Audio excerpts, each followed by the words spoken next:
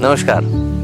आज हैं हम चंदसारा गांव में और यहाँ हम जिनसे मिलने आए हैं वो इंस्टाग्राम पर अपनी रील्स की वजह से अक्सर छाए रहते हैं। उन्हें सन 2024 में सर्वश्रेष्ठ yoga guru of the year का अवार्ड मिला है। 13 साल का उन्हें एक्सपीरियंस है और उन 13 सालों में उनके मुरीद डॉक्टर कुमार विश्वास भी हैं। आज हम मिलने आए हैं सोहित योगी जी से।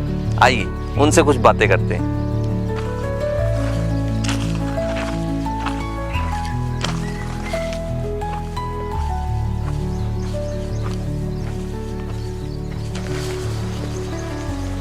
नमस्कार। नमस्ते जी, बहुत बहुत स्वागत है। धन्यवाद।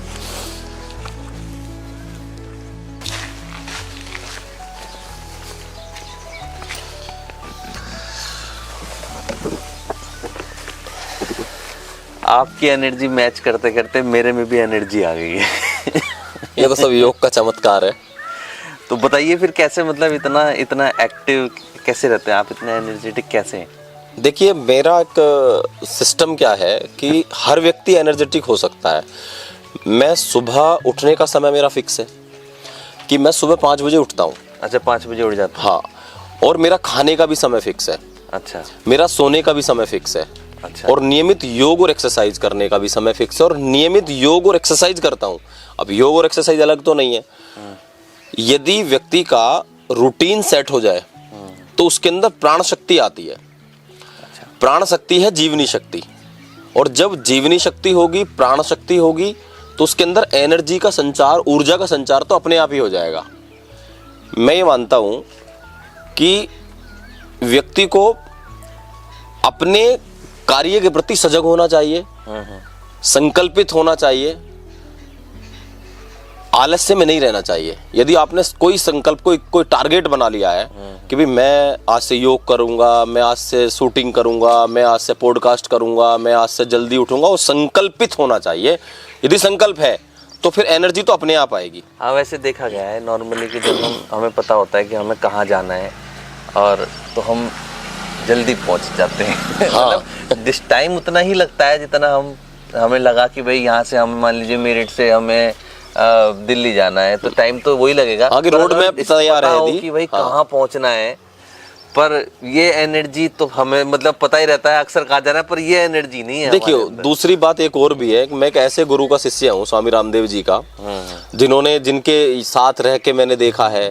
वो व्यक्ति, पूज्य स्वामी रामदेव जी का जो जीवन है वो ऐसा है कि सुबह 3 बजे उठते हैं। मैं तो 5 बजे उठता हूँ, फिर भी 3 बजे उठते हैं और इतनी एनर्जी है। आपने कभी देखा हो आस्था चैनल पे या किसी टीवी चैनल पे, स्टेज पे भी जब वो आते हैं तो भाग के आते हैं। हाँ। रनिंग करके आते हैं, दौड़ के आते हैं। उनके साथ जितने सिक्योरिटी और उनके पूरे जो लाव लश्कर चलता है वो भी परेशान हो जाते हैं। तो वो एनर्जी वहाँ से भी दिखती है कि भाई हमारे गुरु जब 60 साल की उम्र में इस एनर्जी में जीते हैं, तो हम तो अभी युवा हैं, हमें तो और भी। युवा के अंदर यदि एनर्जी नहीं है, और मैं ये भी कहता हूँ कि जिस देश का युवा बैठ गया है उस देश की जनता सो जाती है। जिस देश का युवा चलने लगता है उस देश की जनता खड़ी होती है, और जिस देश का युवा भागता है तब उस देश की जनता चलती है। तो इसलिए युवा को तो एनर्जेटिक रहना ही चाहिए और नियमित योग करना चाहिए।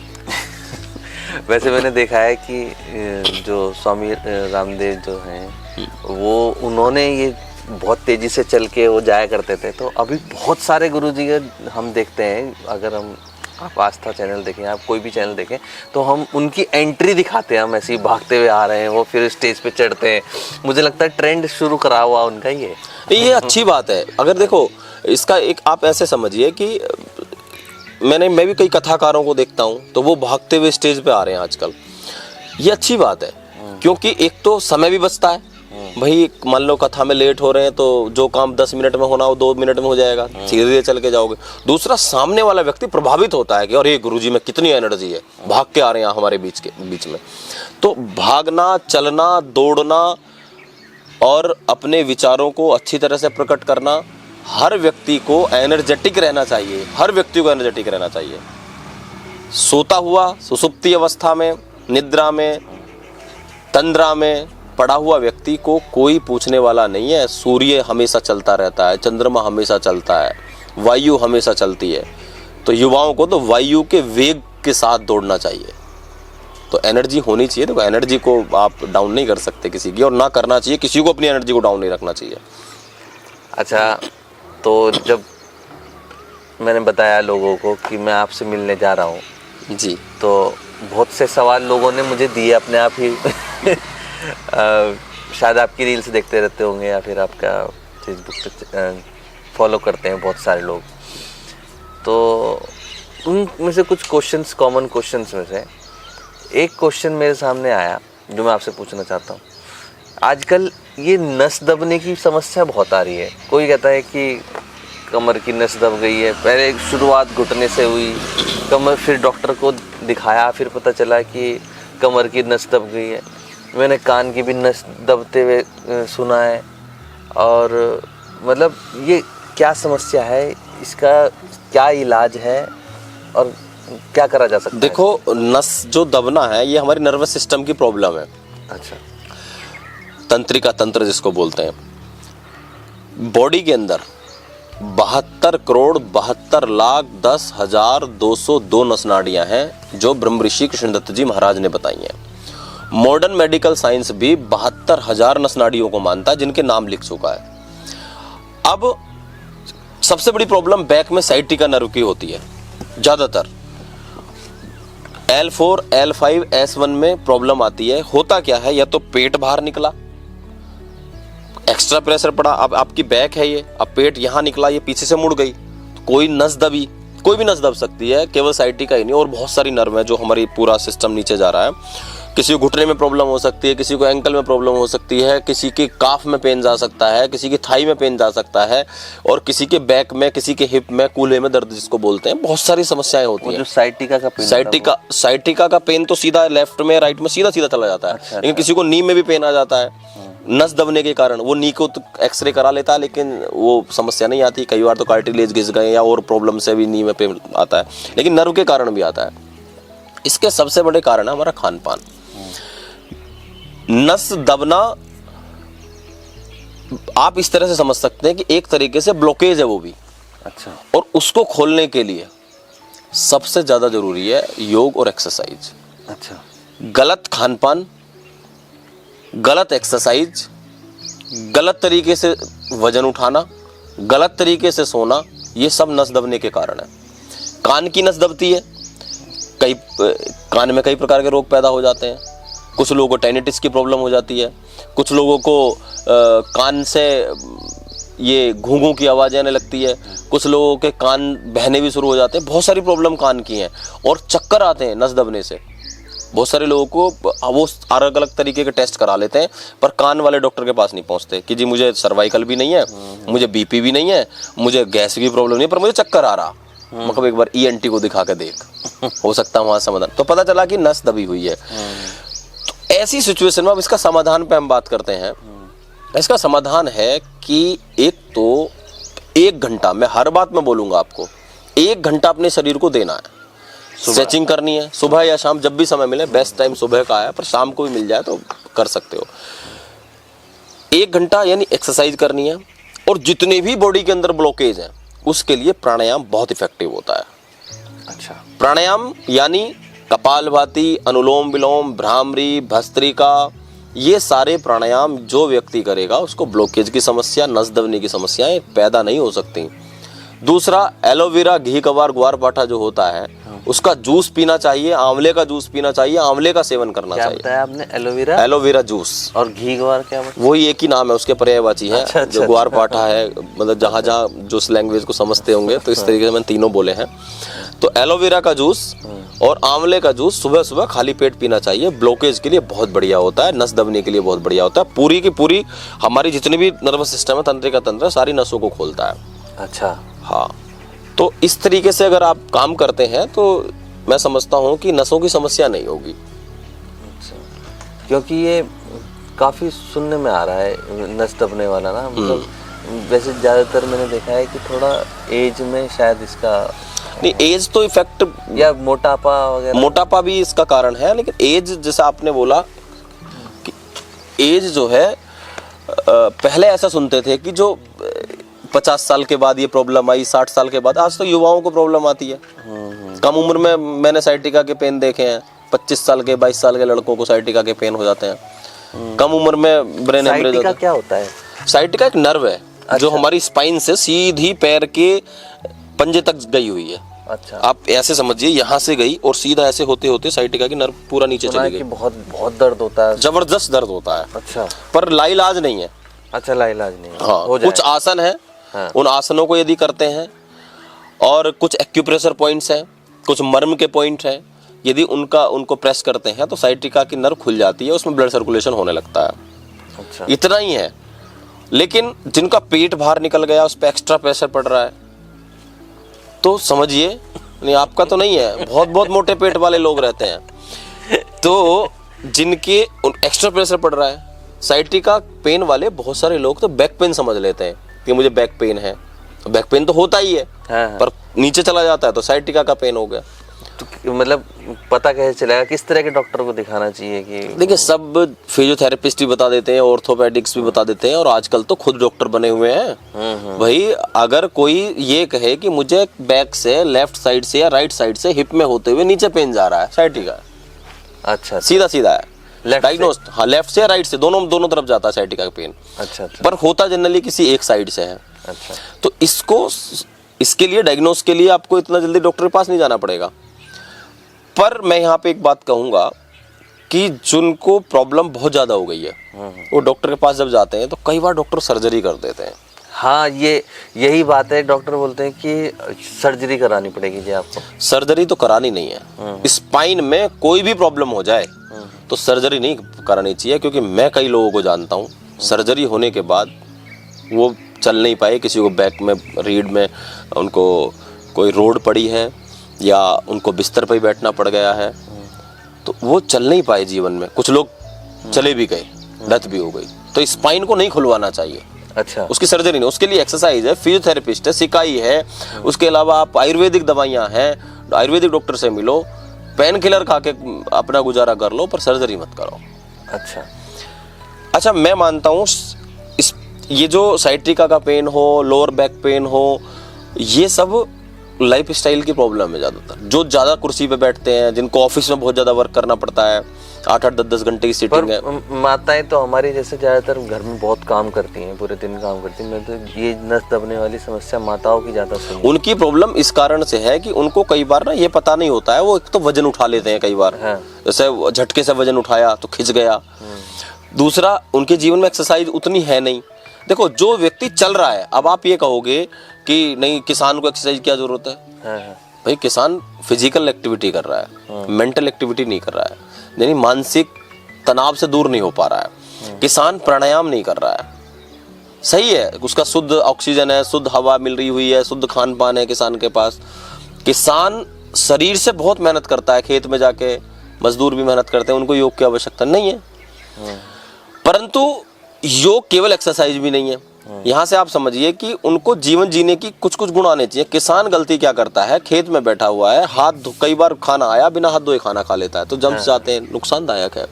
कई बार क्या होता है, दवाइयाँ बहुत पड़ रही हैं खेतों में, उससे भी तो आपके लीवर खराब होगा, उससे भी तो आपकी इम्यूनिटी वीक होगी। दूसरा, वहां से एक गलती और करते हैं कि धूप में खेत से मैं अपने घर में देखता हूँ, खेत से आए पूरा पसीने में, आते के साथ ही फ्रिज खोला और ठंडा पानी पीना शुरू कर दिया। मरेंगे कि बचेंगे? गरम के ऊपर ठंडा डालो तो तवे पे भी, अगर गरम तवे पे ठंडा पानी छन्न बोलता है, पसंद नहीं है ना उसको, प्रकृति नहीं है ना वो। ठंडे पे गरम डाल सकते हो, गरम पे ठंडा नहीं डालना है। ये यहाँ से समझ लीजिए। दूसरा, एक गलती और करते हैं, आएंगे तुरंत पानी पिया और खाना भी खा लेंगे, या आए तुरंत बाथरूम में गए नहा भी लेंगे। तो ये भी तो योग है, ये भी तो जीवन जीने की कला योग है। तो आज तक तो ये सुनते हुए आ रहे थे कि ये सब जो है शहर के चोचले हैं, और आप आज कह रहे हैं कि किसानों को भी प्राणायाम और मेडिटेशन, सब चीज़ों की जरूरत। बिल्कुल। क्यों? अभी मैंने बताया आपको कि योग केवल एक्सरसाइज नहीं है। भगवान श्री कृष्ण श्रीमद् भगवद गीता में कहते हैं, योगा कर्मसु कौशलम, कर्म में कुशलता ही योग है। प्रातः काल जल्दी उठना, किसान उठता है, समय से उठना, फिक्स टाइम होना चाहिए उठने का, फिक्स टाइम होना चाहिए फ्रेश होने का, फिक्स टाइम होना चाहिए आपका ब्रेकफास्ट का, फिक्स टाइम होना चाहिए लंच का। क्यों होना चाहिए फिक्स टाइम? क्योंकि हमारी बॉडी उसी को मांगती है। आप एक चीज देखो, जैसे आपका समय है 5 बजे उठने का, आप 3, 4, 21 दिन तक अलार्म लगा के उठिए, 22वें दिन आपको अलार्म की आवश्यकता नहीं पड़ेगी, आपने आपको डाल लिया, ये तो आपको एक रूटीन सेट हो गया। अब क्या होता है कि फ्रेश होने के लिए कॉन्स्टिपेशन की समस्या आजकल बहुत ज्यादा है। कारण क्या है कि आज तो गए 7 बजे, कल गए 5 बजे, परसों गए 9 बजे। अगर आपका एक टाइम फिक्स हो जाएगा तो उसी टाइम आपकी नेचर कॉल आएगी, आप टॉयलेट जाएंगे। इसलिए फ्रेश होने का समय भी फिक्स होना चाहिए। दूसरा, ब्रेकफास्ट का भी फिक्स होना चाहिए। नाश्ता करने का समय फिक्स है कि यदि आप 7 बजे ब्रेकफास्ट करते हो, 8 बजे ब्रेकफास्ट करते हो, तो उस समय पर 3-4 दिन लगातार आप करके देखो एक टाइम, तो 5वें दिन आपको उसी टाइम भूख लगेगी। यानी आपके स्टमक के अंदर एंजाइम्स का सिक्रेशन, यानी आपके जो ये कहेंगे कीड़े हैं भूख के, वो जागृत हो जाएंगे, वो मांगेंगे कि लाओ। ऐसे ही लंच का है, ऐसे ही सोने का है, ऐसे ही फ्रेश होने का। जब आप सिस्टमेटिक हो जाएंगे, आयुर्वेद में कहा जाता है कि आपकी दिनचर्या यदि व्यवस्थित है, आपके कर्मों में कुशलता है। वहां योग की डेफिनेशन क्या दी भगवान श्री कृष्ण ने? योगः कर्मसु कौशलम। प्रातः काल उठने से लेकर के रात्रि सोने तक जितने भी कार्य करें उनको कुशलता पूर्वक करें, व्यवस्थित होकर के करें, सही समय पर करें, वो योग है। उस योग की एक्सरसाइज की जरूरत नहीं है किसान को, लेकिन किसान को ये आवश्यकता है कि वो समय से उठे और फिक्स टाइम हो उठने का, खाने का फिक्स हो, सोने का फिक्स हो, क्योंकि आपकी बॉडी उसी के आधार पर सेट होती है।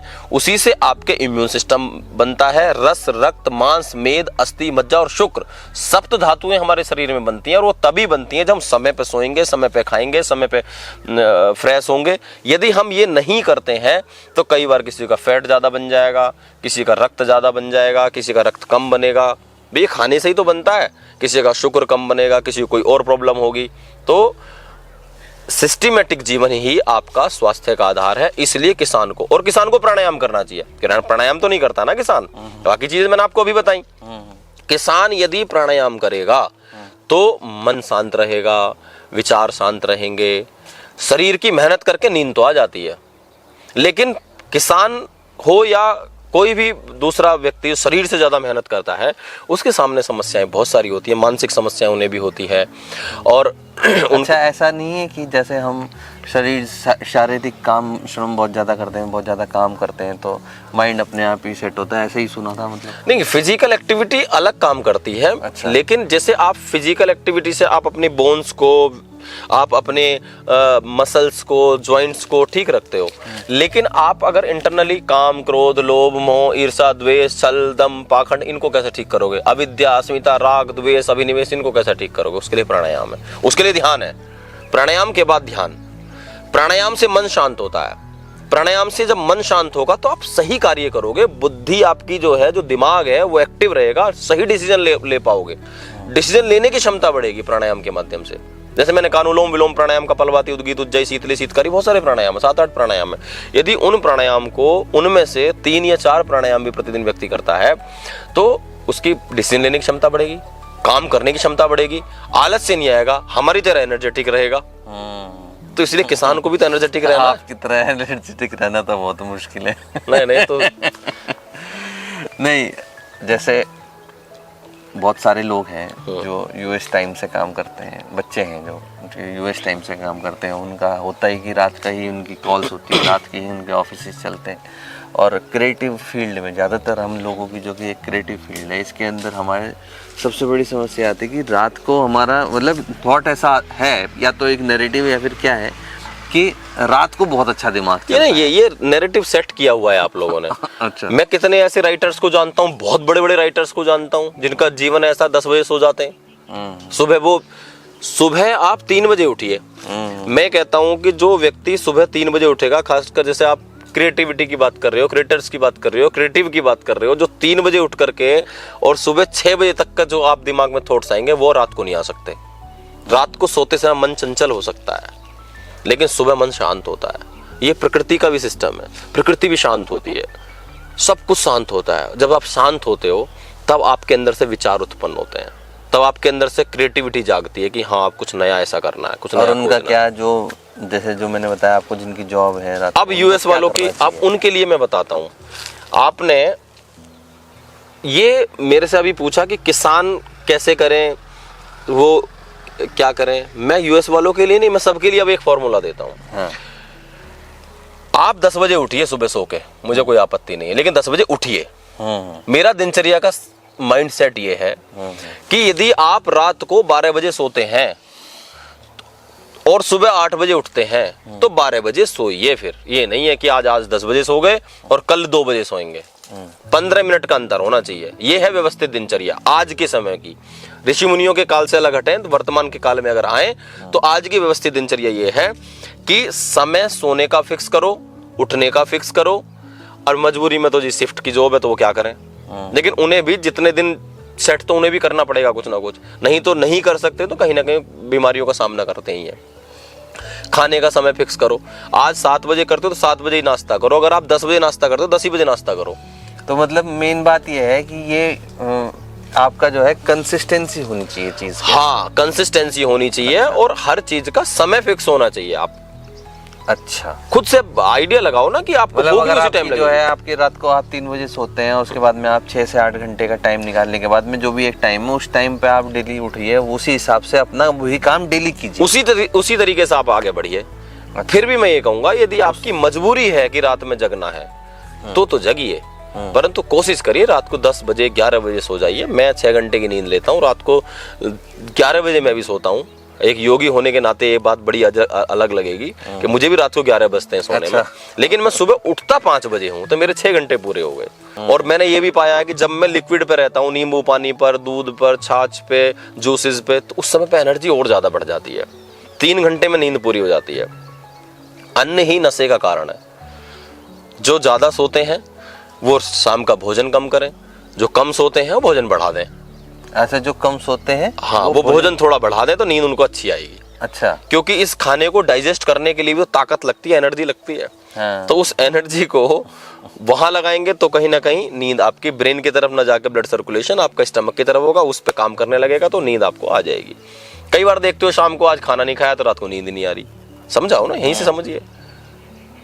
तो अपने मैं फिर वही कहूंगा, मजबूरी है तो रात को जगिए, परंतु ये सोच के कि नहीं दिमाग में थॉट्स रात को ही आते हैं, ये गलत है। सोना बहुत जरूरी है, 6-8 घंटे। पर ये बात तो मैंने कई जगह सुनी है कि भाई रात के टाइम क्रिएटिव लोगों का दिमाग बहुत ज्यादा। ये क्रिएटिव से सुनी होगी, किसी योगी से तो नहीं सुनी होगी। किसी योग गुरु से, किसी आयुर्वेद आचार्य से तो नहीं सुनी होगी। बात भी आपको भी सही। जल्दी सो और जल्दी उठो। मैं कहता हूँ कि सुबह आप 3 बजे उठने का प्रयास तो करके देखो और 6 बजे तक आप अपने दिमाग को लगाओ। क्या मतलब नए थॉट्स आएंगे, कुछ नया कर जाओगे, कुछ बड़ा कर जाओगे। तो नींद से ही बात, एक सवाल याद आया, तकिए के बारे में बताइए। मतलब कि एक तो तकिया लगाना चाहिए या नहीं लगाना चाहिए, लगाना चाहिए तो कैसा लगाना चाहिए। दूसरी बात, ये जिनको सर्वाइकल की समस्या है, सर्वाइकल वालों के लिए किस तरह का तकिया सही रहेगा और क्या करना चाहिए उन्हें। देखो, सर्वाइकल वालों को पहले तो यदि वो सीधे लेटे हुए हैं ऐसे सब आसन में कमर के बल, तो तकिया बिल्कुल नहीं लगाना, जहर का काम करेगा। गर्दन ऐसे उठी और ये आपकी जो ये नेक है, इसमें जो हड्डी है बीच में, जो क्रेनियम में ऐसे टिकी हुई है, रीढ़ की हड्डी यहाँ जाके, तो वो केवल अपनी ही इतनी मोटी हड्डी है। अपनी कन की उंगली, छोटी उंगली होती है, इसके बराबर है। बाकी मांस है, नसें हैं। अब ये अगर ऐसे पड़ी रही फुल टाइम, और जबकि इसका जो स्ट्रक्चर है ये सीधा है, एक तो आप ऑफिस में काम करने वाले, लैपटॉप पे काम करने वाले आगे को झुके रहे, फिर माताएं किचन में काम करने वाली भी, आजकल तो किचन भी खड़े हो गए हैं सबकी। माताओं को सर्वाइकल की ज्यादा समस्या हो रही है, वो किचन में भी ऐसी काम करती, पहले नीचे बैठ के खाना बनाती थी, नहीं होती थी सर्वाइकल की समस्या। मेरे पास बहुत केस आते हैं। और फिर एक पाप और कर लिया, रात को सोने के समय इतना मोटा तकिया और लगा लिया। अच्छा, ब्लड सर्कुलेशन रुक जाता है। तो तकिया नहीं लगाना चाहिए इतना मोटा। फिर मैं आपको पूरी कर रहा हूं बात, यदि आप साइड से लेटे हो तो आपको ये वाला जो गैप है फिर आपको भरना है। हाँ। साइड से लेटते समय फिर आपको यहां तकिया लगा लेना है। सीधे लेटे हो तो यदि सर्वाइकल की समस्या है तो पतला रोल करके, कोई टॉवेल या कोई कपड़ा, कोई दुपट्टा, उसको रोल करो ऐसे और उसको यहां नेक पे लगाओ। ये जो एरिया है इसको भरिए। अच्छा, सर्वाइकल की समस्या नहीं होगी, नेक पेन नहीं होगा, शोल्डर की प्रॉब्लम नहीं होगी। पता कैसे चलता है कि आपको सर्वाइकल की समस्या है? देखो, एक तो स्टिफनेस रहनी शुरू हो जाती है, नीचे से बैठ के उठते हैं चक्कर आते हैं, अच्छा, घूमने लगता है, हाँ, शोल्डर में पेन हो जाता है, हाथ में भी पेन चला जाता है। अच्छा, सर्वाइकल के शोल्डर में भी पेन सर्वाइकल की वजह से? बिल्कुल, शोल्डर में यहाँ से पूरे हाथ में पेन चला जाता है जब आगे की स्थिति बढ़ती है। अच्छा, वर्टिगो की प्रॉब्लम भी इसके आगे हो जाती है। सर्वाइकल क्या है आपकी? वर्टिगो की प्रॉब्लम, हमारी जो नसें होती हैं, वर्टिगो की नसें ही होती हैं और उससे चक्कर आता है। अच्छा, सर्वाइकल में कम आता है, वर्टिगो की प्रॉब्लम ज्यादा हो जाती है, फिर आपका कॉन्फिडेंस भी चला जाता है। आपको ये डर लगेगा चलते हो कहीं मैं गिर ना जाऊं, आपको डर लगेगा बैठा बैठा ना गिर जाऊं, इतने चक्कर आते हैं, उठते बैठते चलते फिरते किसी भी सिचुएशन चक्कर आ सकते हैं। अच्छा, वो सर्वाइकल के आगे की श्रेणी है। अच्छा, सर्वाइकल में आप ऑर्थोपेडिक से मिलोगे, फिजियोथेरेपिस्ट से मिलोगे, वर्टिगो में आप न्यूरोलॉजिस्ट से मिलोगे, वो नसों की प्रॉब्लम हो जाती है। सर्वाइकल के लिए मैंने बहुत काम किया, सर्वाइकल पे कोई बीमारी नहीं है, बीमारी नहीं है, कोई बीमारी नहीं है। अच्छा, लाइफ स्टाइल की प्रॉब्लम है। सोने का सही तरीका कर लो, किसी ऐसी जगह पे सो जहां आपकी गर्दन मुड़ी ना हो। लैपटॉप पे यदि काम करते हो तो बहुत ज्यादा आगे झुक के मत करो, उसको हाइट बढ़ा के सीधा होके रखो। अच्छा, मोबाइल का प्रयोग, जो चलते हो मोबाइल चलाते हैं, हर समय मोबाइल पर रील देख रहे हैं, हर समय उनको सर्वाइकल की प्रॉब्लम होती है। अच्छा, सीधा सीधा फंडा है। इलाज क्या है इसका?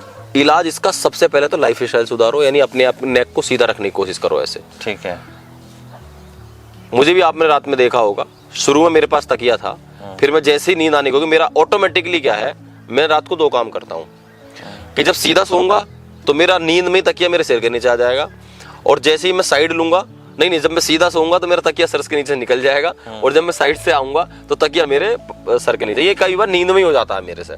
मेरे पास तकिया रखा है, मतलब आपने ऐसा सेट हुआ पड़ा है, सेट कर लिया। हाँ, मैं सीधा तकिया लगा के सो ही नहीं सकता। मैं भी यदि तकिया लगा के रात भर सो जाऊं तो मुझे सुबह मेरी गर्दन दुखेगी, मैं योगी हूं, मेरी भी दुखेगी। नहीं लगाना चाहिए। इलाज इसका, एक तो सीधे रहो, कुछ नेक मूवमेंट की एक्सरसाइज है, उसका लिंक आपके ये दे देंगे, उसको पूरी एक सर्वाइकल का सीरीज है पूरी, कुछ एक्सरसाइज है, उनका आप प्रयोग करेंगे तो सर्वाइकल 10-15 दिन में ही खत्म हो जाता है, कोई बड़ी चीज नहीं है। अच्छा, हाँ, मैं तो सोच रहा था कि ये शायद परमानेंटली हो जाता होगा। नहीं, परमानेंट है ही नहीं। परमानेंट तो देखो, लाइलाज तो वैसे तो कोई रोग होता नहीं है, पर सही अगर उसकी टेक्निक, सही एक्सरसाइज मिल जाए तो वो ठीक हो जाता है, कोई बड़ी चीज नहीं है। अच्छा, तो जैसे मैंने अभी बीच में जिम शुरू किया था, तो वो कहने लगे कि आपको इस तरह का, मेरे कुछ दोस्त थे वो कहने लगे कि भाई प्रोटीन तो लेना ही पड़ेगा, प्रोटीन शेक जो है ये तो लेना ही पड़ेगा आपको। तो मतलब मैं इसके फेवर में नहीं था, मुझे लगता था कि शायद नहीं लेना चाहिए। तो आप बताइए कि लेना चाहिए या नहीं लेना चाहिए, क्योंकि वो कहते हैं कि इसका कोई साइड इफ़ेक्ट नहीं है, ये तो चाहिए ही चाहिए।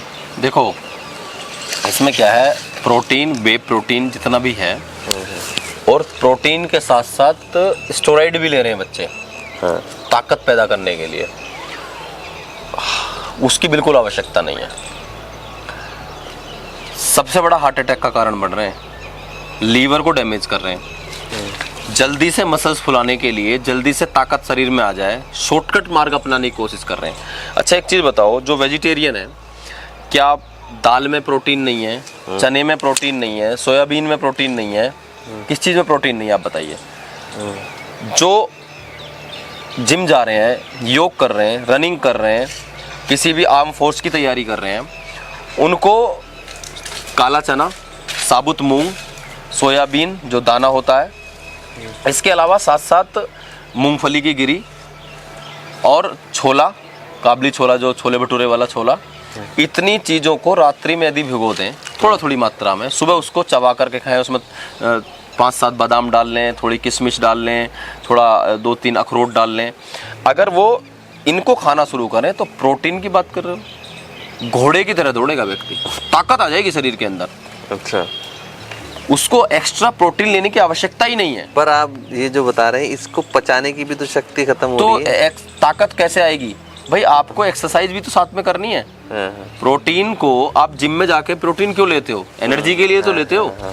तो वहां एनर्जी ज्यादा से ज्यादा बने, ज्यादा से ज्यादा शरीर में ताकत आए, यही काम ये सब करेगा।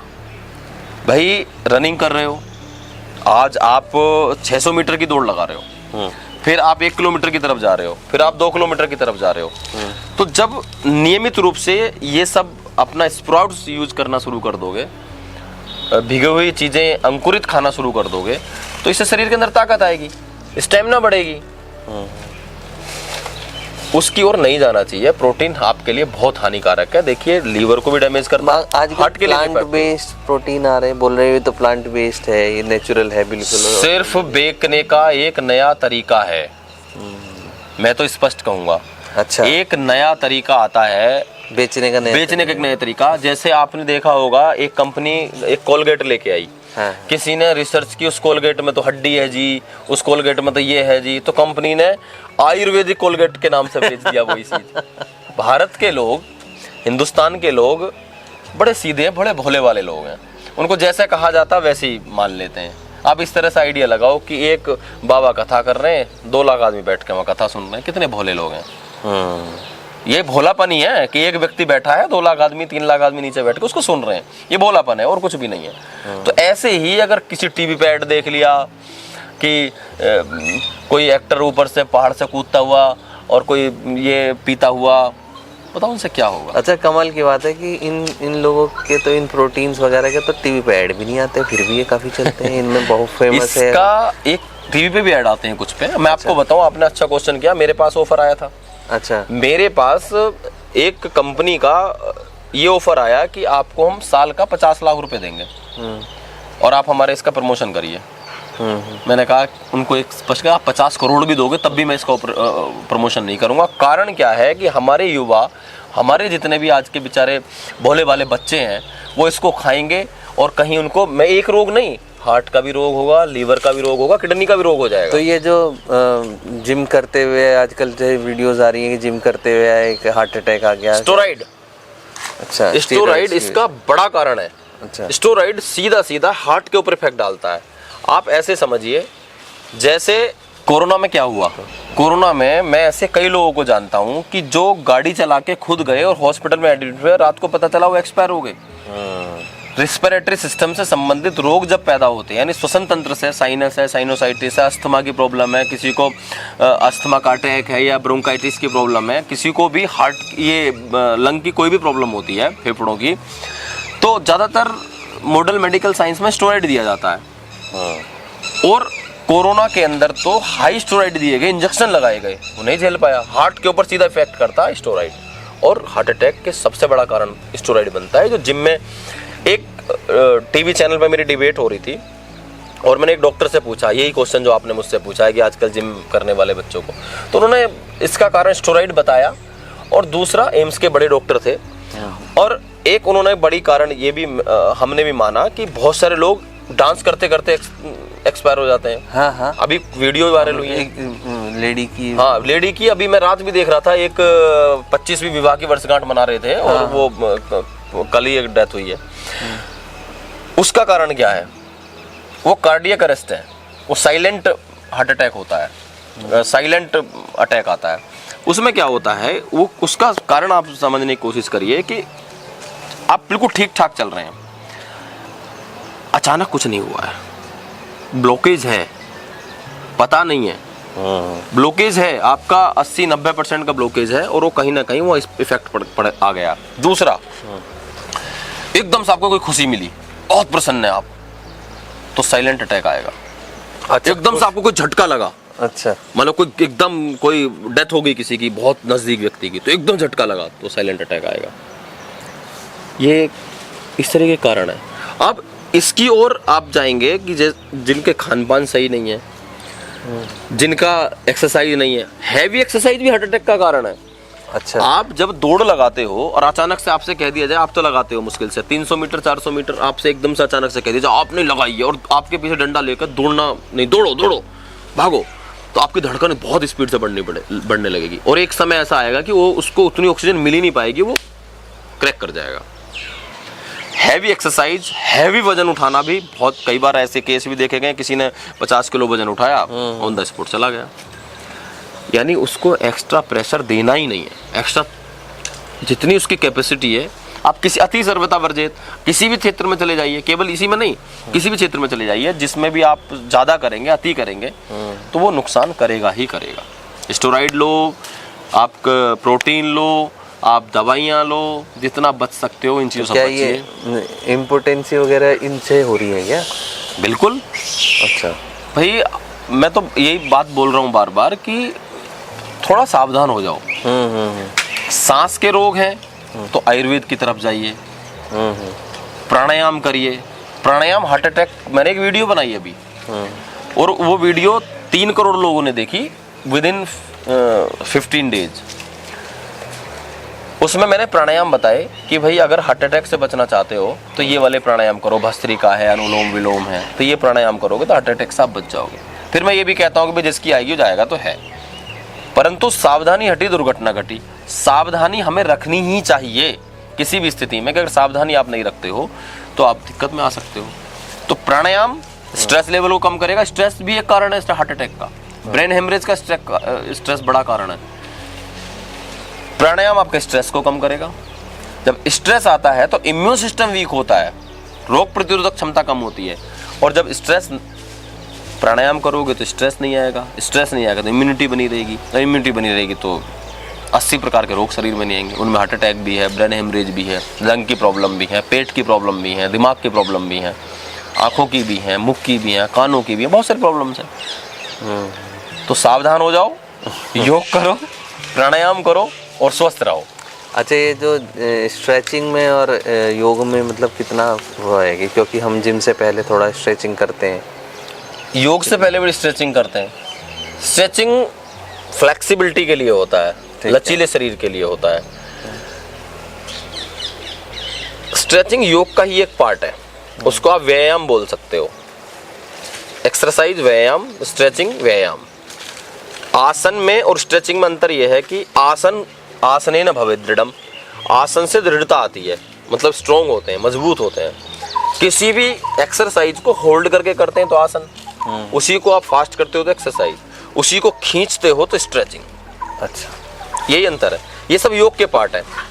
मैं तो जिम को भी योग का पार्ट मान रहा हूँ, बस वहाँ पे मशीनों का प्रयोग कर दिया गया।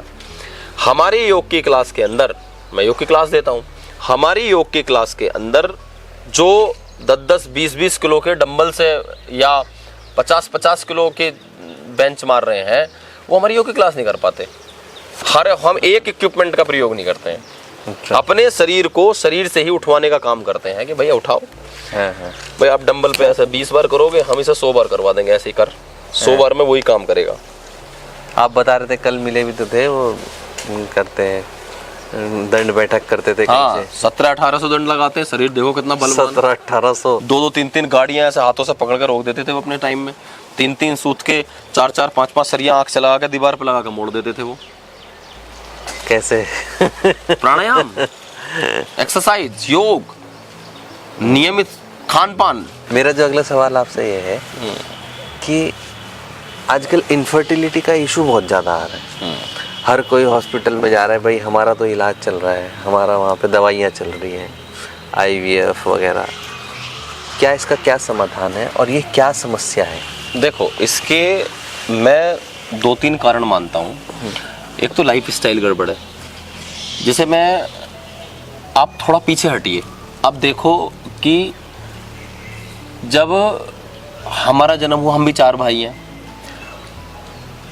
हमसे पहले अगर आप देखोगे 20 साल 30 साल पहले हट जाओ तो 5-5, 10-10 बच्चे पैदा होते थे, किसी को ये प्रॉब्लम नहीं थी। अभी ज़्यादा है, 1-1, 2-2 बच्चे पैदा होते हैं, वो भी दवाई खा खा करके बड़ी परेशानी से। इसका सबसे बड़ा कारण है आज की जो जनरेशन है, आज की जो खासकर युवा लड़कियां हैं, वो उनका खान पान सही नहीं है। पिज़्ज़ा, बर्गर, ये सब आपके जो यूट्रस है उसके ऊपर निगेटिव, लीवर से ही कनेक्टेड है सारे, और PCOD की प्रॉब्लम हो जाती है, यूट्रस में गांठें हो जाती हैं। इसको आप एक तरीके से ऐसे, इसका एक कारण और भी समझ सकते हैं। दूसरा, एक्सरसाइज नहीं करती हैं। तीसरा, एक जो सबसे बड़ा कारण मैं मानता हूँ वो है शादी से पूर्व अनवांटेड पिल्स खाने की। वो इनफर्टिलिटी का बहुत बड़ा कारण है जिसको लड़कियां नहीं समझती हैं। और क्योंकि आजकल ये सारी चीज़ें, अनवांटेड पिल्स जैसे गर्भ को रोकने की दवाइयाँ हैं, गर्भ निरोधक गोलियाँ खाती हैं, बहुत सारी टैबलेट्स लेती हैं, हाँ, क्योंकि तो लगातार ही खा रही हैं। शादी के बाद भी खा रही हैं। भाई दूसरी साधन है, दूसरे प्रोटेक्शन है, उस तरीके से चीज़ें कर सकते हो। लेकिन एक तो विवाह से पहले हमारे शास्त्र, हमारे ऋषि सब कहते हैं कि आप इस तरीके के शारीरिक संबंधों में जाओ ही मत, क्योंकि ये जिस सुख को ये आज की युवा पीढ़ी विवाह से पूर्व भोगना चाहती है, वो सुख तो परमपिता परमात्मा ने, भगवान ने, ऋषियों ने, शास्त्रों में कहा है कि केवल संतान उत्पत्ति करने के लिए है। परंतु शादी से पूर्व इस तरीके की गलतियां करते हैं, उसके बाद दवाइयां खाते हैं, और दवाइयां आपके यूट्रस के लिए बहुत ज़्यादा हानिकारक है। एक स्ट्रेस लेती हैं लड़कियां, तनाव बहुत लेती हैं महिलाएं, ये भी इनफर्टिलिटी का कारण है। पीसीओडी, अब इसका देखो कारण तो सबको, बहुत सारे लोगों को पता है, अब इसके थोड़े उपाय पे बात करते हैं। नहीं, इसमें एक बात ये पूछना चाहूँगा इससे पहले, लड़के भी तो समस्या हो सकती है ना? लड़कों को कम है। अच्छा, लड़कियों के मुकाबले लड़कों को कम है, पर लड़कों के लिए भी यही बिल्कुल सब चीज़ें स्पष्ट होती हैं, बस वो पिल्स वगैरह इस तरीके की नहीं लेते हैं। लेकिन उनके खान पान ऐसे हो चुके हैं कि उनकी इम्यूनिटी नहीं, उनके अंदर स्टेमिना ही नहीं है, उनके अंदर शुक्राणु की कमी है, क्योंकि हमारे भोजन से ही बनती हैं सारी चीज़ें। रस, रक्त, मांस, मेद, अस्थि, मज्जा, शुक्र, हमारे भोजन का 7वां हिस्सा शुक्र होता है। अच्छा, 100 खून की बूंदों से 1 बूंद शुक्र, 1 बूंद वीर्य बनता है, और एक बार में 100 बूंद बहा देते हैं, उसकी कद्र नहीं करते हैं। कुछ और, अब लड़कों के लिए आपने पूछ लिया है तो कुछ और मैं कहूँगा, कुछ वो हस्तमैथुन की क्रिया कर लेते हैं, उसके कारण भी ये समस्या पैदा होती है। नींद प्रॉपर नहीं लेते हैं, सही से सोते नहीं है, सही से खाते नहीं है, सही से एक्सरसाइज नहीं करते हैं, तो ये सब कारण है। महिलाओं की दूसरी समस्याएं हैं, पुरुषों की कुछ कॉमन है, जैसे कि एक्सरसाइज ना करना, गलत खान पान। तो अब दोनों के लिए ये है कि कुछ आसन है, बटरफ्लाई का प्रयोग करें, सेतु बंदासन है, पवन मुक्तासन है, धनुरासन है, इसके बाद उकड़ू चाल है, ये सारे करें तो इससे पीसीओडी की समस्या नहीं होगी, और जो यूट्रस में गांठें होगी वो नहीं, मोटापा नहीं बढ़ेगा। मोटापा भी एक कारण है। मेरा एक फ्रेंड है, मेरे गांव में रहता है, उसने अभी मेरी शादी से भी 6-8 महीने पूर्व उसकी शादी हुई। लगभग मेरे 2 बच्चे हैं, उसको आज तक संतान नहीं है। फिर वो लास्ट में उसने डिसीजन लिया कि IVF पे जाते हैं, तो 10-10 हज़ार रुपये का डेली एक इंजेक्शन लगता है। अच्छा ही 10 इंजेक्शन लगने हैं उसको, 10,000 का एक इंजेक्शन। अब किसान आदमी, अकेला लड़का, संतान होना आवश्यक है, क्योंकि परिवार नहीं चलता हुआ दिखाई दे रहा उसको। और गांव की सोच भी होती है कि भाई परिवार तो चलना चाहिए। मेरी तो वो भी सोच नहीं है कि किसी को संतान नहीं है तो आप गोद ले लो, बहुत असहाय बच्चे हैं, उनको भी आप पालन पोषण करके परमात्मा आपकी वंश को आगे बढ़ाएगा। पर सोच थोड़ी ऐसी होती है कि नहीं, मेरा अपना ही खून होना चाहिए, ज्यादातर लोग। हाँ, पर अब समस्या वहाँ क्या है, वहाँ मोटापा है, वेट ज़्यादा है उसकी वाइफ का। मैंने बहुत कहा कि वजन कम करो, खाने पीने का गड़बड़ है, छोले भटूरे, घर में पराठे चल रहे हैं, 8-8 रोटी चल रही हैं पूरे दिन में, तो कहाँ से वजन घटेगा। वजन को मेंटेन करके रखो, डेली एक्सरसाइज करो, प्राणायाम करो, कपालभाति प्राणायाम आधा घंटा अगर कर लिया तो पीसीओडी की समस्या समाप्त हो जाएगी, पीसीओएस की समस्या समाप्त हो जाएगी। बच्चेदानी में गांठें हो गई, गांठें खत्म हो जाएंगी यूट्रस के अंदर। तो कपालभाति आधा घंटा, और दालचीनी, सिनेमन जो होता है उसको आप उबालिए और उसको सिप करके 1 कप पीजिए 40 दिन लगातार, वो बहुत लाभकारी है। एलोवेरा आंवला का जूस पीजिए, ये बहुत लाभकारी है। अच्छा, इतना आप काम करते हैं तो रिजल्ट पॉजिटिव हो जाते हैं। प्लस जब प्राणायाम कर रहे हो, ऐसे केस हमने देखे हैं कि जो एक्सरसाइज कर रहे हो, प्राणायाम कर रहे हैं, योग कर रहे हैं, उस समय पर परमात्मा से ये भावना भी बनाइए कि मुझे संतान चाहिए, प्रभु मुझे संतान दो। जैसी भावना, जैसे विचार होते हैं वही तो बलवान होते हैं, वही तो पूर्ण होते हैं, वही तो कामनाएं पूर्ण होती हैं। आप किसी वैद्य के पास जाइए, और वैद्य पे यदि आपका भरोसा है और उसने यदि आपको खाली कागज में राख बांध के दे दी, जाओ तुम्हारी ये बीमारी दूर हो जाएगी, तो आपको बीमारी दूर हो जाएगी, क्योंकि आपको उसके प्रति भरोसा है, आपने उसको भावना ऐसी बनाई है कि वो ठीक हो जाएगी। और आपकी अश्रद्धा है किसी के प्रति, तो फिर आप कितनी भी उसकी दवाइयाँ खाइए, बिल्कुल ठीक नहीं हो सकते, क्योंकि मन के अंदर, क्योंकि हमारा सब यहाँ से चलता है। जैसा सोचते हैं, जैसा विचारते हैं, हमारी वैसी ग्लैंड्स का, वैसे ही केमिकल्स का, वैसे ही हार्मोन्स का सिक्रेशन करना प्रारंभ कर देती है।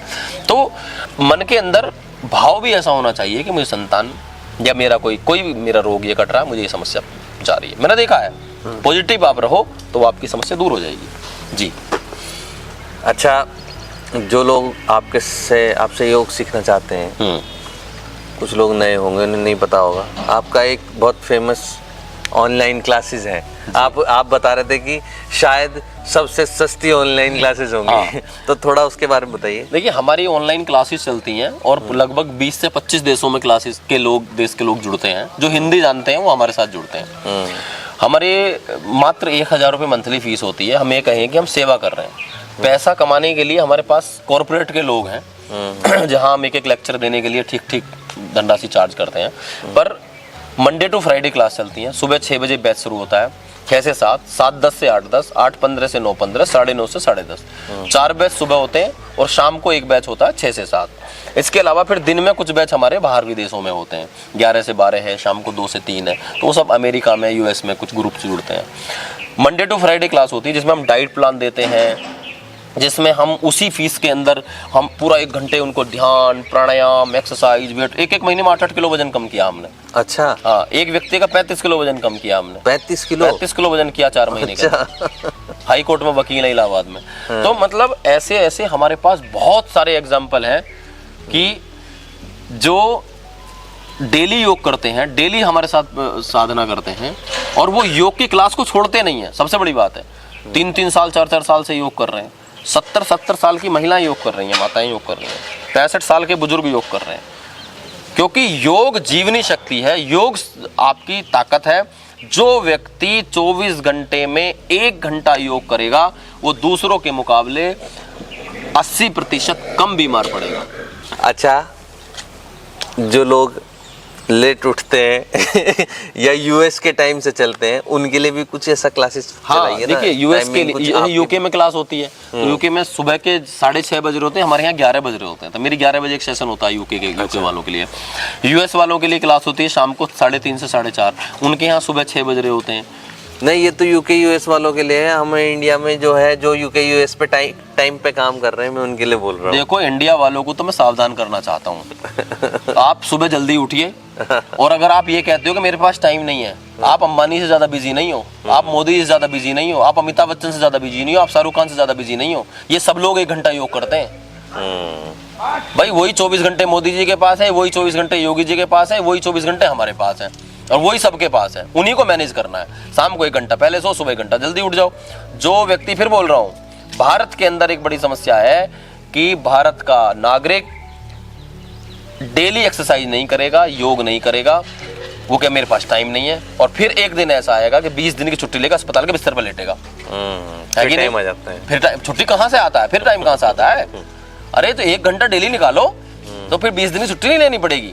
अब 20 दिन फिर घर में आराम करेगा अगर बड़ा रोग हो गया तो। अमेरिका का एक आर्टिकल पढ़ रहा था मैं कि जो व्यक्ति प्रतिदिन 1 घंटा 60 मिनट अपने शरीर के लिए निकालता है ना, योग करता है, स्पष्ट लिखा योग करता है, तो वो दूसरों के मुकाबले 80% कम बीमार होता है। अच्छा भाई, योग के करने से प्राण शक्ति आती है। प्राण शक्ति हमारी जीवनी शक्ति है। ऑक्सीजन का लेवल, एक सेल को, एक टिश्यू को, ऑर्गन को, ब्लड सेल्स को, सबको ऑक्सीजन की आवश्यकता है। स्ट्रेस, एंजाइटी, डिप्रेशन, इंसोम्निया जैसे रोग दूर हो जाते हैं। तो भाई योग सर्वोपरि है। योग आपकी physical health, mental health, spiritual health, इन सब पे काम करता है, इन सबको दुरुस्त करता है, फिट करता है और हमारी तरह ऊर्जावान बनाता है, एनर्जेटिक बनाता है। आप बहुत जीते जागते एग्जाम्पल है इस चीज़ के। खैर, आपसे बातें तो इतने टॉपिक्स हैं बात करने के लिए कि अगर हम इसको 10 घंटे भी चलाएं तब भी ये कम है। तो हम अगली बार हम किसी नए टॉपिक पे बात करेंगे। आज फिर हम इसको यहीं ख़त्म करते हैं। बिल्कुल, बहुत धन्यवाद। नमस्कार, आइए।